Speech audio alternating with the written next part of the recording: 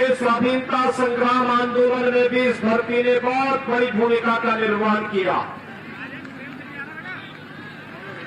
और उत्तर प्रदेश के विकास के लिए जिन्होंने अपनी कर्मभूमि के रूप में कासगंज, एटा, अलीगढ़ और आसपास के क्षेत्र को चुना था, ऐसे स्वर्गीय बाबूजी कल्याण सिंह जी की भी स्मृतियां इस धरती से जुड़ी हुई हैं। आज के इस अवसर पर मैं इस धरती को कोटि कोटि नमन करते हुए स्वर्गीय बाबूजी को विनम्र श्रद्धांजलि अर्पित करता हूं।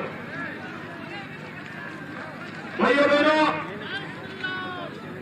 भारतीय जनता पार्टी की डबल इंजन की सरकार ने सदैव आस्था का सम्मान किया है। यह आस्था का सम्मान चाहे वह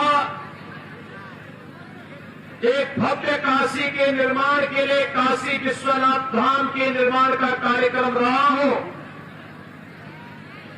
या फिर दिव्य अयोध्या के निर्माण का कार्य, और चाहे वह सजरई मथुरा हो, तो फिर सौरव उससे कैसे वंचित रह सकता है। यह हमारा सौभाग्य है कि श्री राजू भैया और यहां के हमारे विधायकों के प्रयास, पूज्य संतों की प्रेरणा से सौरव को भी हम लोगों ने तीर्थ स्थल के रूप में मान्यता देकर के यहां के समग्र विकास के कार्यक्रम को भी अपने हाथों में लिया है। आगे हो क्यों ना, क्योंकि आस्था का तो सम्मान है ही, श्रद्धालुओं की आस्था को तो सम्मान है ही। इन तीर्थ स्थलों में हमारी आस्था जुड़ी है, लेकिन साथ साथ हमारे युवाओं के लिए रोजगार की भी असीम संभावनाएं जुड़ी हुई है, असीम संभावनाएं जुड़ती हैं। इन सबको समेटे हुए आज उत्तर प्रदेश लगातार तीर्थ धामों के सुंदरीकरण और उनके पुनरुद्धार का कार्यक्रम आगे कर रहा है। भाइयों बहनों, आप सबका सौभाग्य है ऐसे पवित्र क्षेत्र में जन्म लेने और यहां के माध्यम से भारतीय जनता पार्टी के समर्थक और कार्यकर्ता के रूप में पार्टी की सेवा करने और प्रदेश और देश की सेवा करने का अवसर प्राप्त हो रहा है। मैं इसके लिए आप सभी का हृदय से अभिनंदन करता हूं, आप सभी का स्वागत करता हूं। भाइयों बहनों, आज हम सब इस बारे में जानते हैं 2017 में आप सबने प्रधानमंत्री मोदी जी के आह्वान पर भारतीय जनता पार्टी की प्रचंड बहुमत की सरकार बनाई थी।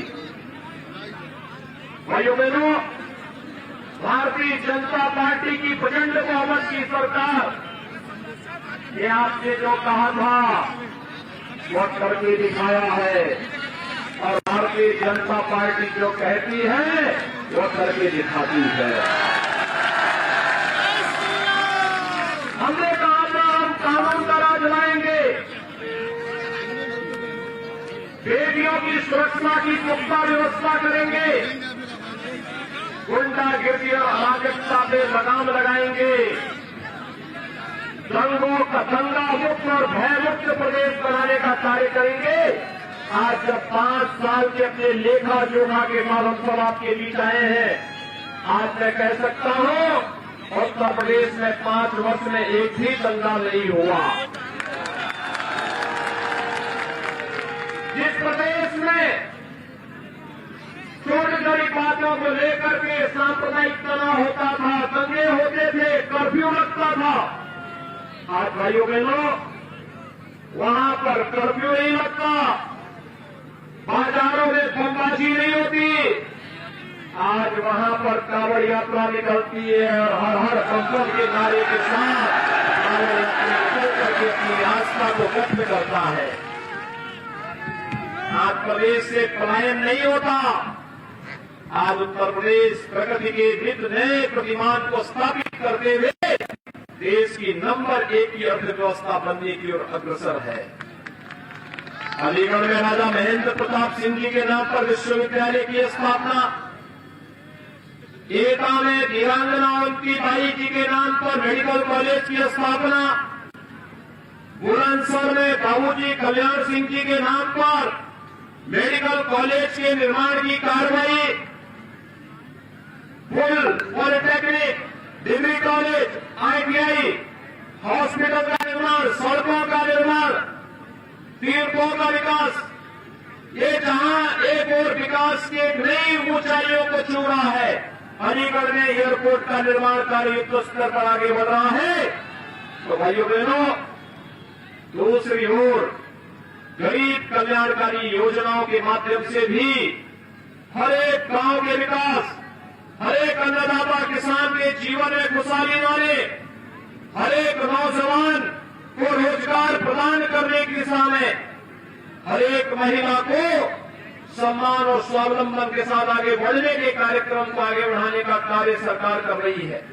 भाइयों बहनों, अगर मैं आपके कासगंज जनपद की ही बात करूं तो कासगंज जनपद में किसान ऋण माफी की योजना के अंतर्गत अकेले आपके जनपद में 51,800 किसानों का ऋण माफ हुआ था। कासगंज जनपद में 51,800 किसानों का ऋण।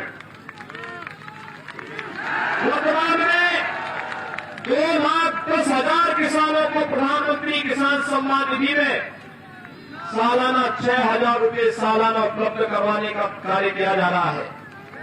भाइयों बहनों, प्रदेश में पिछली सरकार ने दिव्यांगजनों का, वृद्धावस्था पेंशन पाने वाले वृद्धजनों का और विधवा महिला प्राप्त करने वाले विधवा महिलाओं की भी पेंशन की राशि को रोक दिया था। लेकिन हमारी सरकार वर्तमान में प्रदेश के अंदर 1 करोड़ दिव्यांगजन, वृद्धजन और विधवा महिलाओं को 12,000 रुपये सालाना पेंशन की सुविधा उपलब्ध करवाने का कार्य कर रही है। भाइयों बहनों, अगर मैं आपके कासगंज की ही बात करूं, 8,400 दिव्यांगजनों को, 21,200 निराश्रित महिलाओं को और 12,600 से अधिक वृद्धावस्था पेंशन प्राप्त करने वाले लोगों को यहां पर सालाना 12,000 रुपये पेंशन की सुविधा हमारी सरकार, डबल इंजन की भारतीय जनता पार्टी की सरकार उपलब्ध करवा रही है। भाइयों बहनों, अकेले कासगंज जनपद में वर्तमान में 10 लाख लोगों को कोरोना कालखंड में डबल इंजन की सरकार है, डबल डोज राशन की हर महीने 2 बार राशन की सुविधा उपलब्ध करवाने का कार्य सरकार कर रही है। और यही नहीं भाइयों बहनों, प्रधानमंत्री आवास योजना और मुख्यमंत्री आवास योजना में भी 7,000 से अधिक गरीबों को एक आवास इस जनपद में मिला है। नौजवानों को टैबलेट में स्मार्टफोन दिया जा रहा है। जब हम टैबलेट में स्मार्टफोन देने का कार्य करते हैं तो समाजवादी पार्टी चुनाव आयोग को शिकायत करती है। हमने तय किया है, वर्तमान में 1 करोड़ युवाओं को टैबलेट और स्मार्टफोन दे रहे हैं और सरकार बनेगी अगले 5 वर्ष में 2 करोड़ नौजवानों को टैबलेट और स्मार्टफोन बांटने का कार्य सरकार करेगी। कन्या सुमंगला योजना के माध्यम से गरीब कन्याओं के लिए 15,000 रुपये जन्म से लेकर के स्नातक तक की पढ़ाई का पैकेज हो, या फिर गरीब कन्याओं की शादी के लिए सामूहिक विवाह की योजना, ये सभी कार्यक्रम आज सरकार के हिस्से, सरकार की संवेदना गांव के विकास के लिए है, गरीब के कल्याण के लिए है, महिलाओं के स्वावलंबन के लिए है। नौजवान के रोजगार के लिए है, अन्नदाता किसानों की खुशहाली के लिए है, व्यापारियों की सुरक्षा और बेटियों की सुरक्षा के प्रति है। लेकिन मैं पूछना चाहता हूं, समाजवादी पार्टी की सरकार क्या कर रही है? उनकी संवेदना किसके प्रति है? भाइयों बहनों, उनकी संवेदना याद करिए, जब 2012 में समाजवादी पार्टी की सरकार आई थी, पहला काम किया था आतंकवादियों के मुकदमों को वापस लेने का। ये चीजें बहुत स्पष्ट है। उनकी संवेदना आतंकवादियों के प्रति थी, पेशेवर अपराधियों के प्रति थी, पेशेवर गुंडे और माफियाओं के प्रति थी, गरीबों के प्रति नहीं थी। और यही कारण था कोरोना कालखंड में समाजवादी पार्टी का नेता कहीं नहीं दिखे होंगे। ये लोग गठबंधन की सरकार ने फ्री में आपको टेस्ट करवाया, फ्री में उपचार की सुविधा दी, और यही नहीं, डबल इंजन की सरकार है, डबल डोज वैक्सीन भी दे रही है, फ्री है वैक्सीन, सबको वैक्सीन। कितने लोगों ने वैक्सीन ले ली है? कोरोना की वैक्सीन कितने लोगों ने ली है? दोनों हाथ उठा करके आप लोगों ने अपना मंतव्य यहां पर बताया है। भाइयों बहनों, मैं आपका अभिनंदन करता हूं, आपने बहुत अच्छा काम किया। कोरोना के खिलाफ ये देश की लड़ाई को आगे बढ़ाने का कार्यक्रम है। कोरोना एक वैश्विक महामारी है, दुनिया को इसने ध्वस्त किया है, लेकिन भारत के अंदर भाइयों बहनों, प्रधानमंत्री मोदी जी के नेतृत्व में जिस मजबूती के साथ जीवन और जीविका को बचाने का कार्य हुआ है, आज उसका परिणाम हम सबके सामने है। और आज इसीलिए मैं कह सकता हूं, जीवन भी बचाया गया, जीविका को भी बचाया गया, बीमारी से भी और भूखमरी से बचाने का जो भी प्रयोग भारत का है, दुनिया उसकी सराहना कर रही है। समाजवादी पार्टी के नेता क्या कोरोना कालखंड में हालचाल पूछने के लिए आए थे? और बहुजन समाजवादी पार्टी के लोग, कांग्रेस के भाइयों बहनों, ये लोग गुमराह कर रहे थे। वैक्सीन के बारे में कहते थे ये मोदी वैक्सीन है, ये बीजेपी वैक्सीन है। अब उनको बताइए, अगर ये मोदी वैक्सीन और बीजेपी वैक्सीन हमारी जान को बचाएगी, तो जो जीवन का सच्चा साथी होगा, जो जीवन बचाने वाला होगा, वही सच्चा साथी होगा। बाकी तो अवसरवादी होंगे, हमें अवसरवादियों का साथ नहीं देना है, हम तो जीवन बचाने वालों के साथ होंगे। और भाइयों बहनों, इसीलिए सरकार ने तय किया है, सरकार ने तय किया है अपराध और अपराधियों के प्रति जीरो टॉलरेंस की नीति के तहत सरकार कार्य करेगी। अपराध को स्वीकार नहीं करेगी, अपराधियों पर भी किसी प्रकार की कोई राम नहीं करेगी।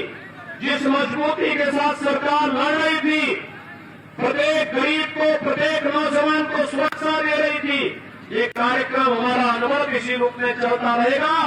आज यही आह्वान करते हुए मेरी आप सबसे विनम्र अपील है, भारतीय जनता पार्टी ने अपने सहयोग्य प्रत्याशी आपके बीच में दिए हैं। श्री देवेंद्र सिंह राजपूत कासगंज से और अमापुर से श्री हरिओम वर्मा भारतीय जनता पार्टी के प्रत्याशी के रूप में आपके बीच में यहां पर उपस्थित हुए। भाइयों बहनों, आप भारतीय जनता पार्टी के प्रत्याशियों को समर्थन देंगे?